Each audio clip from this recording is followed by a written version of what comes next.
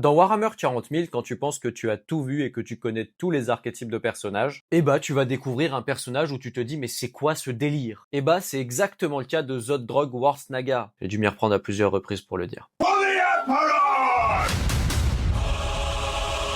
L'orque qui élevait des avortons. Bon, on va faire vite sur les avortons parce qu'une vidéo dessus va arriver. Mais en gros, c'est les Gretchin. Les cousins des orques qui sont 2 fois plus petits, moins forts et moins intelligents. Ouais, faut le faire pour être plus bête qu'un orc. Certes, ils peuvent être rusés, mais vraiment, c'est tout. En tout cas, ce qu'il faut retenir sur eux, c'est que c'est les petits cousins des orques et qui se font bien bully, genre fort.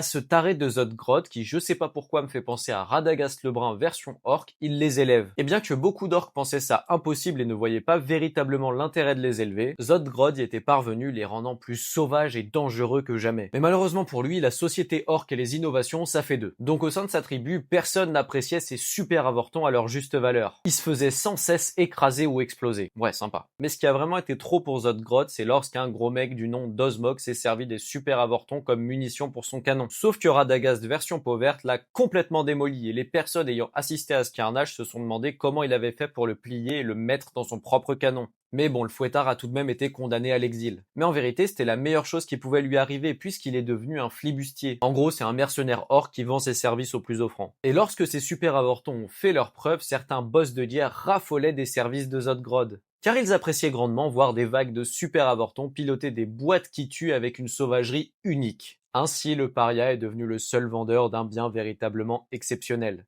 Je te remercie. N'hésite pas à t'abonner, on parle de Warhammer tous les jours.